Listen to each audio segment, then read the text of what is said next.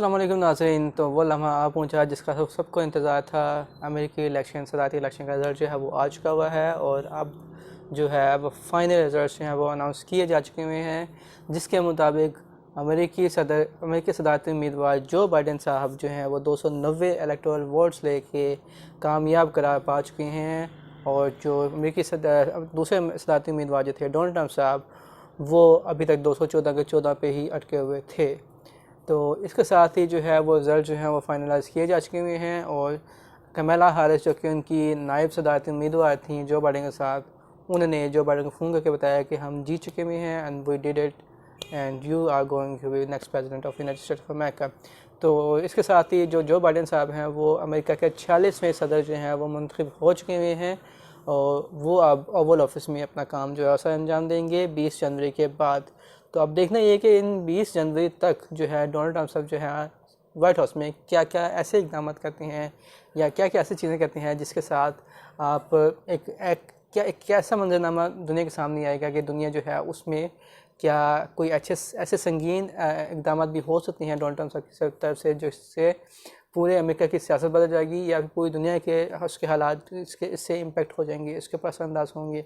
तो ये भी देखना बाकी है। उसके हम ये भी देखेंगे कि अमेरिकी सदर डोनाल्ड ट्रंप जो है वो अब उनकी नेक्स्ट मूव क्या होगी और उनको कैसे ये इतला देगी। जब वो गोल्फ खेल रहे थे तो उनको कान में जाके इतला देखे कि आप हार चुके हैं और जो बाइडेन साहब जो हैं वो मुकाबला जीत चुके हुए हैं। तो उसके बाद जो डोनाल्ड ट्रंप साहब जो थे वो गाड़ी में बैठ के सीधा वाइट हाउस वापस रवाना हो गए और वहाँ पे जाके उन्होंने क्या क्या मुलाकातें की और क्या क्या मीटिंग्स हुई, तो ये भी एक अलग आसान है, इसको भी डिस्कस करेंगे। तो इसके साथ हम ये भी देखेंगे कि डोनाल्ड ट्रंप साहब जो हैं वो आगे क्या करने वाले हैं और उनके क्या मूव्स हैं। इसके अलावा जो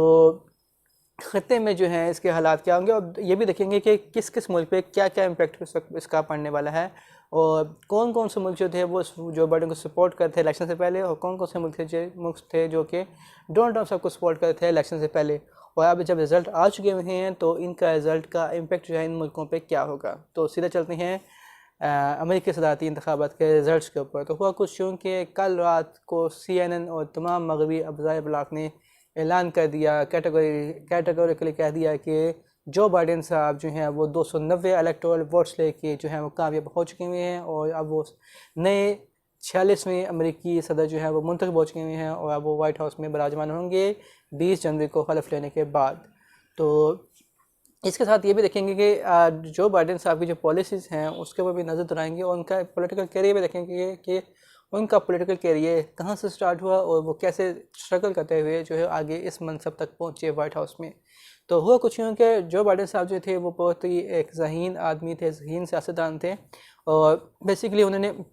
मास्टर्स किया हुआ था। इसके अलावा उन्होंने ग्रेजुएशन भी की थी और इसके अलावा वो यानी कि उन्होंने लॉ की डिग्री भी ली हुई थी। तो इसके साथ वो जब सियासत में आए तो सियासत में आके उन्होंने पहली दफ़ा जो सदारती इंतखाबात में उन्होंने हिस्सा लिया वो लिया 1988 में, यानी कि 1988 में उन्होंने पहला अमेरिकी सदारती इंतखाब उन्होंने लड़ा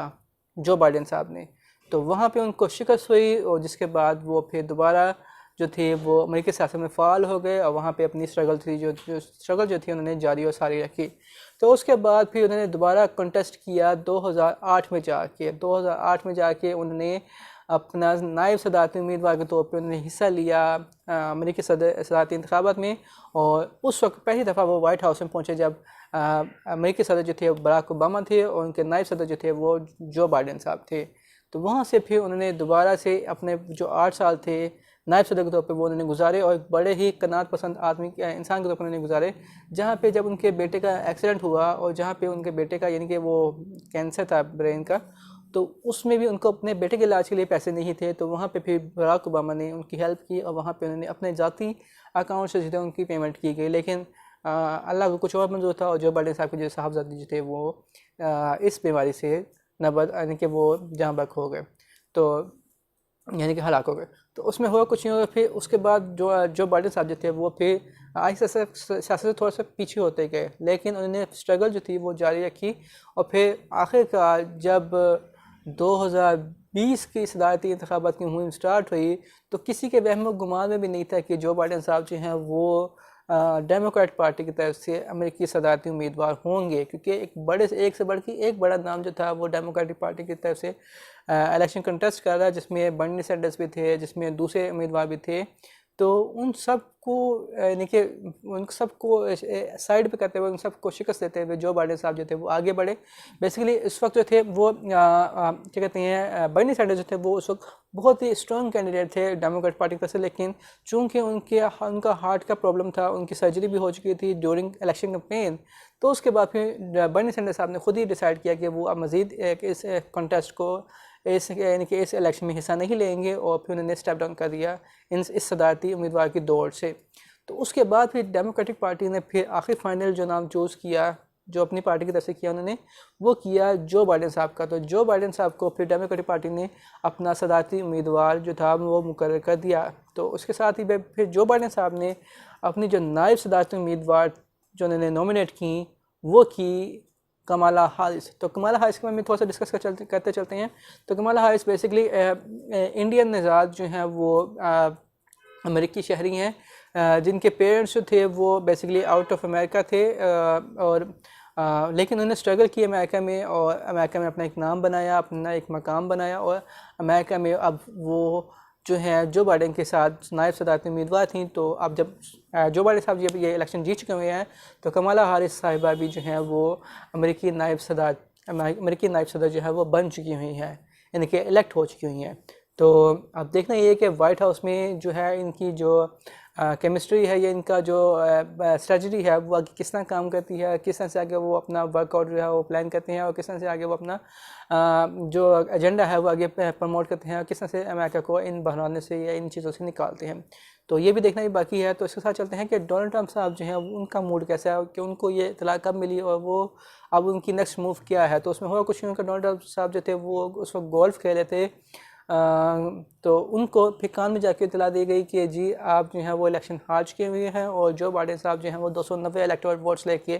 कामयाब हो चुके हुए हैं। तो डोनाल्ड ट्रंप साहब जो थे वो थोड़ा सा फिक्रमंद हुए, उनके चेहरे पे परेशानी के आसार नुमाया हुआ। लेकिन जब वो पब्लिक में गए तो पब्लिक में उन्होंने उसी तरह अपना जोशो खरोश बरकरार रखा, लोगों को हैंड वेव किया, उनको जोश तरह को उनके जोश से वलवला पैदा किया, और साथ ही वो हाथ हिलाते हुए आवाम को वाइट हाउस की तरफ रवाना हो गए। तो बेसिकली ये इलेक्शन का पासा कैसे पलटा, और इलेक्शन में ये जो चीज़ें थी या तब्दीलियाँ थी कैसे रोनुमा हुई। तो हुआ कुछ यूँ कि पेंसिल्वेनिया की जो रियासत जो थी वहाँ पे वोट काउंटिंग जो थी वो जारी थी, और वहाँ पे जब ये वोट काउंट हो रहे थे तो उस वक्त डोनाल्ड ट्रंप साहब जो थे वो चले गए थे सुप्रीम कोर्ट। वहाँ पे उन्होंने कहा था कि इस वोट काउंटिंग पेंसिल्वेनिया की जो वोट काउंटिंग है इसको रोका जाए, इसको स्टॉप किया जाए। लेकिन सुप्रीम कोर्ट ने उनकी दरख्वास्त मुस्तरद कर दी। इसके बाद जब वोट काउंटिंग कंप्लीट हुई पेंसिल्वेनिया रियासत में, तो वहाँ पे फिर जो बाइडेन साहब जो थे वो 20 इलेक्टोरल वोट्स वहाँ से हासिल करने में कामयाब हो गए, और इसके साथ ही जो उनके इलेक्टोरल वोट्स जो थे वो 264 से बढ़ के 284, और फिर उसके बाद 6 इलेक्टोरल वोट्स उन्होंने और हासिल किए जॉर्जिया से और दूसरी रियासत से, जिसके बाद उनके इलेक्टोरल वोट्स की तादाद 290 तक जा पहुँची, और वो फिर अमेरिकी सदारती जो सदर थे, अमेरिकी सदर जो थे वो मुंतखब हो गए। तो ये बहुत ही बड़ी जीत थी, बहुत ही बड़ा एक इकदाम था उनका।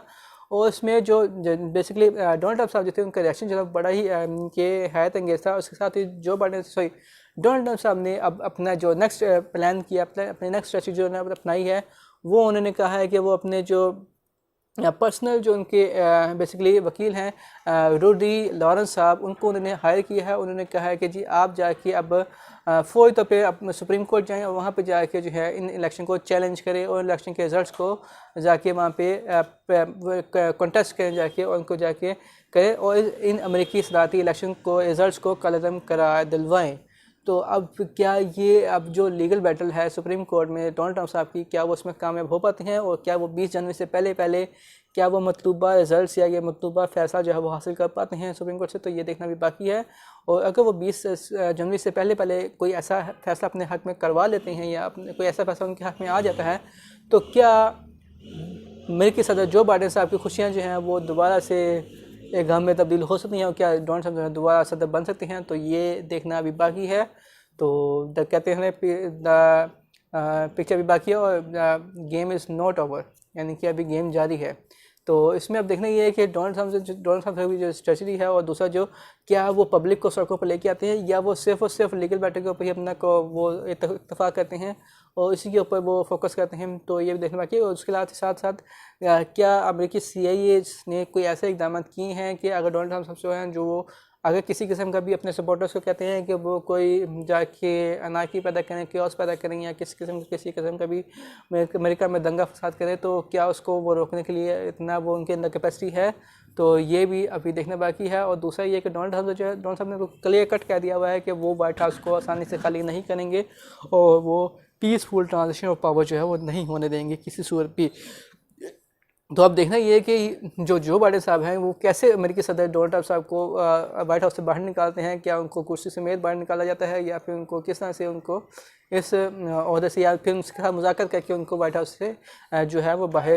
इनके निकाला जाता है। तो ये अब देखने, तो इसमें ये भी सबसे अहम बात है कि जो डोनाल्ड साहब जो हैं उन्होंने किसी किस्म की भी यानी कि वो अभी नहीं दी मुबारकबाद जो बाइडेन साहब को। हालांकि जो भी अमेरिकी सदर जीतता है, जो हारने वाला सदर होता है वो अखलाकन जो है वो मुबारकबाद देता है जीतने वाले सदर को। लेकिन इस दफ़ा इस सूरत हाल में जो है बिल्कुल ऐसा नहीं हुआ और डोनाल्ड ट्रंप साहब ने किसी किस्म की कोई मुबारकबाद जो है वो नहीं दी जो बाइडेन साहब को, बल्कि उन्होंने कहा कि ये मैं सदर को मानता ही नहीं, सदर ये तो जाली सदर है और ये जाली वोटों से मुतफ़िक़ होकर आया है, तो मैं इसको कंटेस्ट करूँगा सुप्रीम कोर्ट में। तो अब देखना ये कि सुप्रीम कोर्ट का फैसला क्या आता है और इसके बाद अमेरिकी रिजल्ट का क्या बनता है। तो हम ये भी देखेंगे कि दुनिया इस बारे में क्या सोची थी और दुनिया किस मुल्क ने किस सदर को सपोर्ट किया था। तो उसमें अगर हम देखें अरब कंट्रीज़ को, तो अरब कंट्रीज़ बेसिकली सपोर्ट कर रही थी डोनाल्ड ट्रंप साहब को, और डोनाल्ड ट्रंप साहब के कहने पर ही उन्होंने इसराइल को तस्लीम किया था और इसराइल को यानी कि इसराइल को तस्लीम किया था और फ़लस्तीन का जो अमन माहिदा था उसको भी उन्होंने कहा था कि हम इसको भी अमल दमन करके तैयार हैं। यूएई, सऊदी अरब और पूरा अरब कंट्रीज जो थे वो टोटली रिलाई कर रहे थे इस वक्त डोनाल्ड ट्रंप साहब के ऊपर कि हम डोनाल्ड ट्रंप साहब जो हैं वही हमें मदद कर सकते हैं, हमारा जो है इस क्राइसिस से वही निकाल सकते हैं हमारे मालिक को। तो उसमें जो दूसरी तरफ जो बाइडेन साहब को अगर देखें तो जो बाइडेन साहब को जो सपोर्ट करते हैं कंट्रीज़, वो उसमें कहा ही जाता है, कुछ लोग कहते हैं कि जी इंडिया ने भी पैसा लगाया हुआ था या इंडिया ने भी सपोर्ट किया हुआ था डोनाल्ड ट्रंप साहब के ऊपर। लेकिन मेरा पॉइंट ऑफ व्यू इस वाले से टोटली डिफरेंट है। वो इस तरह से कि Indian prime minister Narendra Modi साहब ने 2 महीने पहले अमेरिकी शहरियों को भारतीय शहरियों को कहा था कि वो आज़ाद हैं कि वो जिस मर्जी अमेरिकी सदारती उम्मीदवार को चाहें वो वोट कर सकते हैं। और इस हवाले से हमारी इंडियन गवर्नमेंट की तरफ से जो है वो किसी किस्म की कोई पाबंदी नहीं है, कोई रिस्ट्रिक्शन नहीं है, कोई कुछ नहीं है, तो आप you are free to vote to any candidate. तो इसमें लेकिन बैक एंड पे क्या हुआ, बैक एंड में क्या मामला हुए और बैक एंड पे इंडियन गवर्नमेंट और रॉ की तरफ से क्या इंफॉर्मेशन, क्या इंस्ट्रक्शन दी गई भारतीय निजात अमेरिकी शहरियों को कि वो उनको स्पेशली यानी कि ख़ुसूसी तौर पे ये हदायत दी गई इंडिया की तरफ से, रॉ की तरफ से और इंडियन गवर्नमेंट की तरफ से अमेरिकी निजात भारतीय शहरियों को कि वो सिर्फ और सिर्फ जो बाइडेन साहब को वोट दें और वो डोनाल्ड ट्रंप साहब को वोट ना दें। और आपने देखा होगा कि अमेरिकी सदारती इंतखाबात से तकरीबन 1 महीने पहले अमेरिका और भारत के ताल्लुकात इतने कशीदा हो चुके थे, यानी कि डोनाल्ड ट्रंप साहब के और मोदी के ताल्लुकात इतने कशीदा हो चुके हुए थे कि डोनाल्ड ट्रंप साहब जो थे वो कहते थे कि ये अछूत है मोदी जो है वो, इस तरह के दीगर वर्ड जो थे उन्होंने यूज़ किए थे। उसके बाद उन्होंने कहा था कि मोदी जो है वो एक इंतहा पसंद शख्स है, ये है वो है। तो इसके अलावा कश्मीर के वाले से भी डोनाल्ड ट्रंप साहब जो थे वो बड़ा इनके सख्त मौक़िफ़ कहा था कि इंडिया जो है वो ह्यूमन राइट्स की वायलेशन जो है वो बंद करे कश्मीर में। इसके बाद देखिए जो चीज़ें थी वो भी डोनाल्ड ट्रंप साहब की जो थी वो इंडिया के ख़िलाफ़ जा रही थी। तो इंडिया जो था वो बेसिकली सख्त ख़िलाफ़ हो चुका हुआ था। और जहाँ तक बात रही बीका एग्रीमेंट की, तो बीका एग्रीमेंट ये डोनाल्ड ट्रंप साहब ने इंडिया के साथ नहीं किया, बल्कि ये सीआईए ने किया है इंडिया के साथ। तो ये कहना है कि अमेरिका डोनाल्ड ट्रंप साहब के अच्छे ताल्लुकात थे इंडिया के साथ, तो ये बिल्कुल सा गलत था। वो जो हाउडी मोदी वाला शो था वो ख़त्म हो चुका हुआ था अमेरिकी सदारती इलेक्शन से तकरीबन 2 से 3 महीने पहले। तो जो इंडियन प्राइम मिनिस्टर मोदी और उनकी जो गवर्नमेंट और जो इंडिया जैसी राज थी वो टोटली सपोर्ट कर रही थी जो बाइडेन साहब को, कि जो बाइडेन साहब को हर हाल में जो है वो इक़्तिदार में लेके आना है। तो अमेरिकी निजात भारतीय शहरियों ने टोटली वोट किया है जो बाइडेन साहब को, और जो बाइडेन साहब जो हैं वो अब इंडिया के साथ ताल्लुकात को मज़ीद मजबूत करेंगे। और जो वो प्लान है जो काउंटर चाइना पॉलिसी का अमेरिका का, उसको मज़ीद जो है या कंटेन चाइना पॉलिसी का उसका मज़ीद आगे प्रमोट करेंगे जो बाइडेन साहब इंडिया के साथ मिल के। और इंडिया का जो है वो अब मुझे लगता है कि वो हर मुमकिन जो है वो मिलिट्री और स्ट्रेटेजिक सपोर्ट जो है वो अमेरिका की तरफ से उसको हासिल होगी। तो जहाँ तक बात रही पाकिस्तान की, पाकिस्तान और जो बाइडेन साहब के ताल्लुकात अगर हम देखें या अमेरिकी सदर साहब के साथ ताल्लुकात रखें तो वो भी एक बहुत ही अहम थे। और जो बाइडेन साहब मुतअद्दिद मौक़ों पे पाकिस्तान आ चुके हुए थे, पाकिस्तान आके उन्होंने पाकिस्तानी मुख्तलिफ यानी कि सदूर से मुख्तलिफ वज़रा से मुख्तलिफ प्राइम वज़ीर से मुलाकातें कर चुके हुए थे और प्राइम मिनिस्टर इमरान खान से भी उनकी मुलाकात अच्छी खासी हो चुकी हुई थी माजी में, जब वो प्राइम मिनिस्टर नहीं थे। तो उस वक्त भी उनका काफ़ी अच्छे ताल्लुकात थे जो बाइडेन साहब के प्राइम मिनिस्टर इमरान खान के साथ, और उनके भी काफ़ी अच्छे मरासिम हैं और वो इमरान खान की बातों को समझते हैं, अंडरस्टैंड करते हैं और उनके आइडियालॉजी को ना सिर्फ मुख्तलिफ हैं बल्कि वो चाहते हैं कि इसी आइडियालॉजी के साथ जो है ख़ित्ते में अमन की तरफ कदम बढ़ाया जा सकता है। तो जो बाइडेन साहब जो है वो पाकिस्तान के लिए भी इतनी अहम है जितना डोनाल्ड ट्रंप साहब अहम थे। जहाँ तक मेरा अपना पर्सनल पॉइंट ऑफ व्यू अगर कह लें तो पर्सनल पॉइंट ऑफ व्यू ये था कि अमेरिकी सदर जो डोनाल्ड ट्रंप साहब जो है वो क्यों इलेक्शन हारे और उनके इलेक्शन हारने की वजह क्या थी। तो इसमें बेसिक मेरी जो वजह नज़र आती है कि अमेरिकी सदर डोनाल्ड ट्रंप साहब क्यों इलेक्शन हारे, वो ये था कि उन्होंने अपने पत्र जो थे, जो वो उनके कार्ड्स थे, इंपॉर्टेंट कार्ड्स थे, वो उन्होंने इलेक्शन से पहले ही रिवील कर दिया, जिसकी वजह से उनको सख्त किस्म का एक रिजेंटमेंट का ज़हमत का सामना करना पड़ा अमेरिकी अवाम की तरफ से, और उनके जो वोट्स थे, जो उनकी हमायत जो थी वो तेज़ी से कन्वर्ट हो गई उनकी शिकस्त में। तो हुआ कुछ यूँ कि अमेरिकी सदर जब डोनाल्ड ट्रंप साहब ने जब यह कहा कि मैं कोरोना पे यकीन नहीं करता, या कोरोना जो है वो फेक है, ये कोरोना जो है वो ये है, तो वो जो कोरोना माफिया था उसने फिर उसको आउट कर दिया उस दौर से। क्योंकि मैं पहले भी बता चुका हूँ कि ये ग्लोबल एजेंडा है, और ग्लोबल एजेंडा को प्रमोट करने के लिए ये जो है ये pandemic as a tool use किया जा रहा है अमेरिका की तरफ से, CIA की तरफ से और दूसरे ममालिक की तरफ से, यानी कि इसराइल की तरफ से और अमेरिका की तरफ से, कि इस पेंडेमिक के ज़रिए जो पूरी दुनिया का कंट्रोल किया जा सके और हर आदमी को या हर इंसान को जो है वो एक डिजिटल चिप या डिजिटल नंबर जो है वो अलॉट किया जाए। एक सही कॉन्स्पायरेसी है, लेकिन बेसिकली ये माफिया इतना स्ट्रॉन्ग है या इतना वो है कि वो अब उसने अमेरिकी सदर को इस दौर से बाहर कर दिया, इस दौर से बाहर की। मैं अपना एनालिसिस है कि मैं अपना पॉइंट ऑफ व्यू, ये किसी का भी नहीं है, तो मैं अपना बता रहा हूँ कि मेरे ख्याल से ये वजूहत मुझे लगती हैं कि इस वजह से शायद डोनाल्ड ट्रंप जो है वो अपने इलेक्शन से बाहर हो गए हैं। इलेक्शन हारने की बुनियादी वजह ये थी क्योंकि जो बाइडेन साहब ने अपने इलेक्शन कैंपेन में कहा था कि जैसे ही मैं अमेरिकी सदर बनूंगा तो मैं पूरे मुल्क में आकर लॉकडाउन करूँगा, और फिर लॉकडाउन करने के बाद जो है वो फिर दोबारा पेंडेमिक को ख़त्म करने के लिए इकदाम करूँगा। उसके बाद जो है हम पूरी दुनिया की तरफ फोकस करेंगे कि हमने पूरी दुनिया में क्या करना है, कैसे आगे इसको लेके चल रहा है। तो डोनाल्ड ट्रंप साहब जो थे उन्होंने इलेक्शन कैंपेन में कहा था कि मैं जैसे ही इलेक्शन की सदर बनूंगा तो मैं ये लॉकडाउन ख़त्म कर दूंगा पूरे अमेरिका से, और पूरे अमेरिका की इकोनॉमी को खोल दूंगा, ओपन कर दूंगा और तिजारत जो ट्रेड जो है वो ओपन कर दूंगा पूरी दुनिया के लिए। तो बेसिकली ये जो आइडिया था, ये जो आइडियोलॉजी थी डोनाल्ड ट्रंप साहब की, ये एक आंख नहीं भाई उन ऑर्गेनाइजेशंस को जो कि इस पेंडेमिक को use as a tool use करना चाहती हैं पूरी दुनिया की इकोनॉमी को तबाह करने के लिए और पूरी दुनिया की इकोनॉमी को शटर करने के लिए और एक सेंट्रलाइज गवर्नमेंट को फॉर्म करने के लिए और एक पूरी दुनिया को कंट्रोल करने के लिए। तो फिर कह रहा हूँ कि इसमें जैसे मैं पिछले वीडियो में बता चुका था कि बेसिकली डोनाल्ड ट्रंप ने ये जो इलेक्शन लड़ा था, ये लड़ा था दो लोगों के खिलाफ, जिसमें एक बिल गेट्स भी शामिल है, एक और जो थे। तो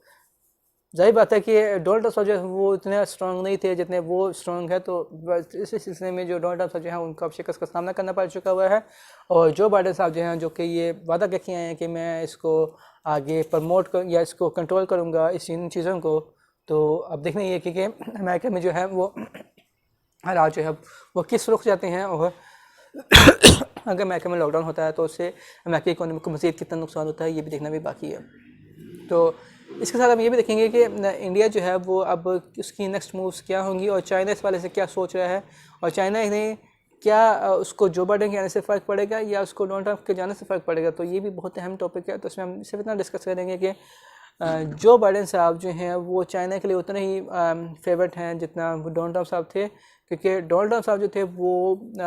बेसिकली जब ट्रेड वार चल रही थी अमेरिका की चाइना की, तो उस वजह से अमेरिका को भी उतना ही नुकसान हो रहा था जितना चाइना को हो रहा था। तो ये बेसिकली एक कोलैटरल डैमेज की तरफ जा रहे थे। तो अब जो बाइडेन साहब जो हैं जब वो अमेरिकी सदर बनेंगे 20 जनवरी के बाद, तो उसके साथ ही अमेरिका और चाइना की जो वो ट्रेड वार थी, जो तजारती जंग थी, वो अब ख़त्म हो जाएगी, और इसके साथ ही जो अमेरिका और चाइना के ताल्लुकात हैं तो आप फिर से नॉर्मलाइजेशन की तरफ जाएंगे, और फिर इसके बाद जो है अमेरिका जो है दोबारा से चाइना के ताल्लुकात को जो है फ़रोग़ देगा। इससे पहले चाइना के जो अमेरिकी चैम्बर ऑफ कॉमर्स के जो सदर चेयरमैन थे, जो कि चाइना की ट्रेड को देखते हैं, उन्होंने ऐलान किया था कि चाइना के दरवाजे जो हैं वो फ़ॉरेन कंपनीज़ के लिए हमेशा खुले हैं, और वो जो हैं कभी भी जो फ़ोन कंपनीज़ का एंट्री बंद नहीं करेंगे चाइना में। हालांकि अमेरिका ने पाबंदी लगाई थी कि चाइनीज़ कंपनी जो है वो ऑपरेट नहीं कर सकती अमेरिका में, ये फलाना कंपनीज़ हैं। तो चाइना ने इस वाले से ओपन पॉलिसी रखी हुई है कि किसी कंपनी के ऊपर, अमेरिकी कंपनी के ऊपर कोई पाबंदी नहीं है, और अमेरिका जो है वो आज़ाद है, और वो किसी भी कोई भी कंपनी जो है वो चाइना में आके कारोबार जो है वो कर सकती है। तो अब देखना ये है कि अमेरिका और चाइना की जो ट्रेड वॉल्यूम है क्या वो इंक्रीज़ होता है और क्या वो एक नई सिमत की तरफ जाता है। और दूसरे ये भी देखेंगे जो बाइडेन साहब जो हैं वो ईरान के वाले से अपनी पॉलिसीज़ जो है वो कैसे उनको आगे फॉर्मुलेट करते हैं। देखो जो बाइडेन साहब ने अपनी तकरीर में कहा था, इलेक्शन कैंपेन में कहा था कि मैं ईरान के साथ जो है वो डील जो उन्होंने न्यूक्लियर डील की थी ओबामा के दौर में उसको बहाल करूँगा, और उसके साथ ही ईरान के साथ ताल्लुकात जो है वो भी नॉर्मलाइजेशन की तरफ जाएंगे। तो अब देखना ये है कि जो अगर ये Donald Trump sorry Joe Biden साहब जो है वो नॉर्मलाइजेशन की तरफ जाते हैं, ताल्लुकात लेके जाते हैं बेसिकली कहते हैं कि ईरान के साथ, तो अरब कंट्रीज़ का क्या रिस्पांस होगा इसके ऊपर। तो डोनाल्ड ट्रम्प साहब ने तो वादा किया था अरब कंट्रीज़ के साथ कि जी मैं आपको मफादत को सपोर्ट करूंगा, आपके मफादत को प्रोटेक्ट करूंगा, और मैं ईरान के खिलाफ सख्त से सख्त कार्रवाई करूंगा। तो अब क्या जो बाइडेन साहब की ये पॉलिसी कि हम उस डील को बहाल करेंगे जो न्यूक्लियर डील थी ईरान के साथ अमेरिका की, उसको बहाल करेंगे, तो क्या ये अरब कंट्रीज इसको एक्सेप्ट करेंगे, और क्या अरब कंट्रीज जो है वो अपना रिस्पॉन्स कैसा शो करते हैं। और दूसरा ये कि अरब कंट्रीज़ के लिए कोई नई खतरे की घंटी तो नहीं बज चुकी, तो इसमें भी देखना भी बाकी है। तो इसी के साथ उम्मीद है कि अगर आपको वीडियो पसंद आई तो इस वीडियो को लाइक कीजिएगा, चैनल को सब्सक्राइब कीजिएगा, और कमेंट सेक्शन में अपनी राय का इज़हार जरूर कीजिएगा, और हमें अपनी दुआ में याद रखिएगा। पाकिस्तान जिंदाबाद। हाफ़िज़।